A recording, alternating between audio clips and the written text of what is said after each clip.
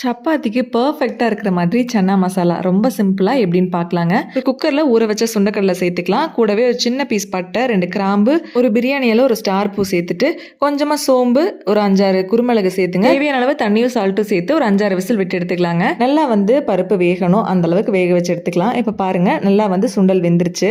இப்போ ஒரு மிக்ஸி ஜார்ல 3 தக்காளி, கொஞ்சமா சுண்டல் இருக்கு இல்லைங்களா, அதுவும் கொஞ்சமா உள்ள சேர்த்துட்டு அரைச்சு எடுத்து வச்சுக்கலாம். ஒரு பேன்ல நல்லா ஃபைனா சாப் பண்ண பூண்டு, இஞ்சி எல்லாம் உள்ள சேர்த்துங்க. கருவேப்பிலை கொஞ்சம், அது கூட ஒரு பெரிய சைஸ் வெங்காயமும் ஆட் பண்ணி கொஞ்சமா சால்ட் சேர்த்துட்டு நல்லா வதங்கினதுக்கு அப்புறமா கொஞ்சம் மல்லித்தூள், மஞ்சள் தூள், காரத்துக்கு மிளகாய் தூள் எல்லாமே சேர்த்துட்டு கொஞ்சமா தண்ணியும் சேர்த்து நல்லா ராஸ்மெல் போற வரைக்கும் நம்ம வதக்கி எடுத்துடலாம்.